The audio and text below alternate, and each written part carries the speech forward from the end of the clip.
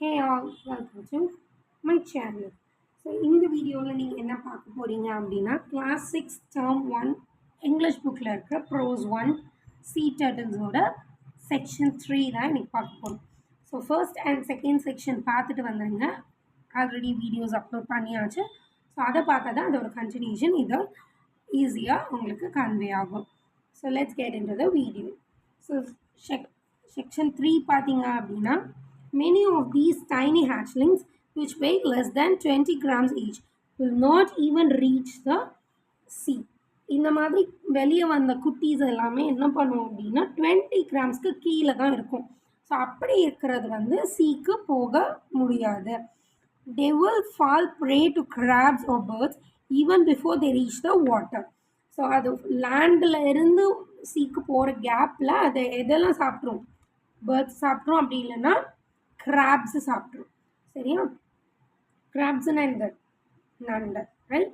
Most of those that do make it into the water will also be eaten by many predators in the sea within the first few days of their lives. So இதெல்லாம் தாண்டி அது எவ்வளோ விஷயங்களை தாண்டி அது போகுது பாருங்கள். அதெல்லாம் தாண்டி போனாலும் அந்த சீக்குள்ளே இருக்கிற கொஞ்சம் பெரிய ப்ரெடேட்டர்ஸ் எல்லாமே இதை வந்து சாப்பிட்ரும். எப்போனா ஃபர்ஸ்ட்டு கொஞ்ச நாளைக்கு. Okay. In fact, scientists estimate that only once in every 1,000 hatchlings becomes an adult. So 100 lays அது 100 eggs வந்து அது லே பண்ணுது. பட் அதில் எத்தனை தான் கிடைக்குமா? அந்த மாதிரி 1000 எக்ஸுக்கு ஒரு சீ டர்ட்டில் அடல்ட்டாக சேஞ்ச் ஆகுதுன்னு சொல்கிறாங்க சயின்டிஸ்ட்.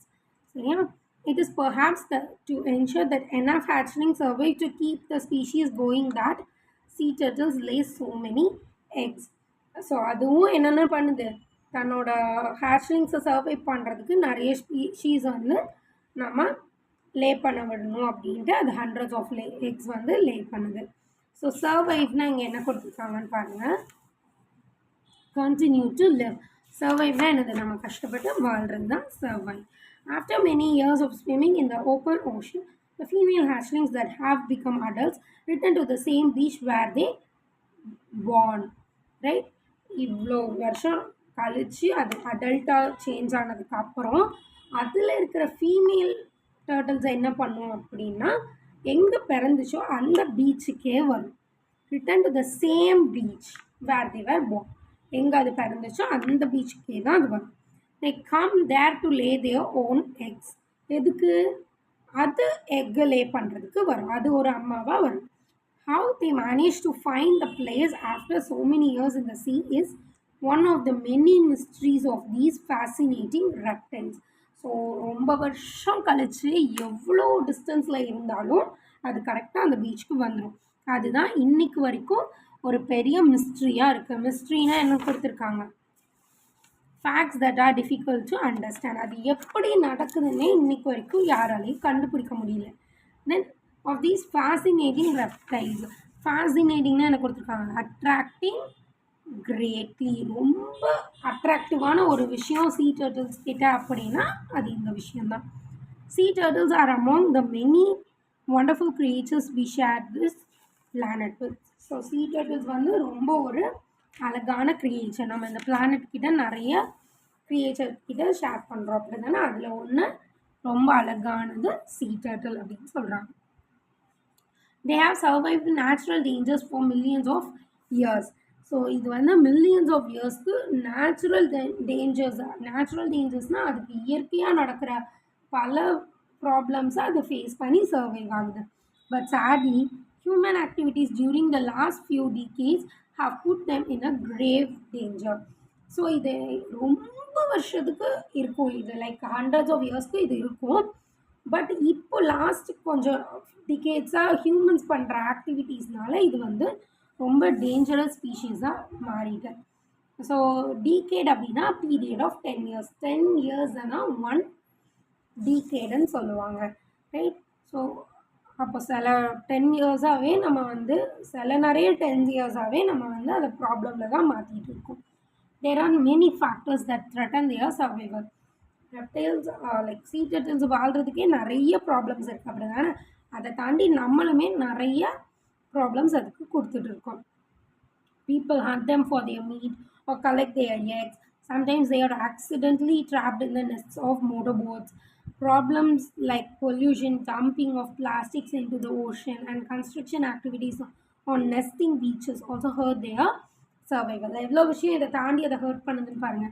அதை டாட்டாய்ஸை மீட்டுக்காக எடுத்துக்கிறது, சாரி ரெப்டைல்ஸை, அண்ட் அதோட எக்ஸை நம்ம சேல் பண்ணுறது. அப்படி இல்லைன்னா அது ஸ்விம் பண்ணிட்டு இருக்கும்போது போட்டில் போய் போட்டில் வலை விட்டுருப்பாங்களே அந்த வலையில் போய் சிக்கிக்கணும். அதுவும் அதோட லைஃப்பை பாதிக்குது. இதை தாண்டி பொல்யூஷன், பிளாஸ்டிக்கை நம்ம சும்மா குப்பையில் தூக்கி போடுற மாதிரி கடலில் போட்டுட்டு வரோம்ல, அதை போய் பாதிக்கும். இதை தாண்டி பீச்சஸில் பண்ணுற கன்ஸ்ட்ரக்ஷன் ஆக்டிவிட்டீஸ் இது எல்லாமே அதை பாதிக்குது. Only by systematically tackling these problems and removing these threats can we ensure that sea turtles will continue to exist in the years to come. So இதெல்லாம் நம்ம சிஸ்டமேட்டிக்காக நம்ம இந்த ப்ராப்ளம்ஸ் எல்லாம் ரெக்டிஃபை பண்ணால் மட்டும்தான் அதோட லைஃப் டைமை நம்ம காப்பாற்ற முடியும். ஸோ இங்கே ஒரு இது யார் எழுதியிருக்காங்க அப்படின்னு பார்த்தீங்கன்னா ஷேகர் டட்டாட்ரி. சரியா, அவங்க யாருன்னு பார்த்தோம்னா Shekar Dattatri writes popular articles on wildlife conservation and film making. So அவங்களோட ஜானர் 3 ஜானர் என்னென்னா wildlife, conservation and film making. இந்த 3த்துலேயும் அவங்க நிறைய ஆர்டிகல்ஸ் எழுதியிருக்காங்க. He has been interested in nature from childhood. அவங்களுக்கு நேச்சர் மேலே ரொம்ப பெரிய ஆசை இருந்திருக்கு. He is an award-winning wildlife and conservation filmmaker. So அவங்க எப்படி பண்ணியிருக்காங்க பாருங்கள், அவங்க 3 ஜானர்ஸையும் மிக்ஸ் பண்ணி ஒரு ஃபிலிம் எடுத்து அந்த ஃபிலிமில் எதை பற்றி பேசியிருக்காங்க, வைல்ட் லைஃப் அண்ட் கன்சர்வேஷனை பற்றி பேசியிருக்காங்க. அதுக்கு ஒரு அவார்டும் வின் பண்ணியிருக்காங்க. ஸோ இங்கே ஒரு டேபிள் கொடுத்துருக்காங்க பாருங்கள். ஸோ ப்ராப்ளம்ஸ் என்ன, அதோட எஃபெக்ட் என்ன, அதோட சொல்யூஷன் என்னன்னு நீங்கள் எழுத போகிறீங்க. ஸோ எழுதிட்டு அங்கே வீடியோவில் போட்டிருக்க கம்யூனிட்டி போஸ்ட்டில் செக் பண்ணுங்கள் உங்களோட ஆன்சர்ஸ் கரெக்டாக இருக்காங்க.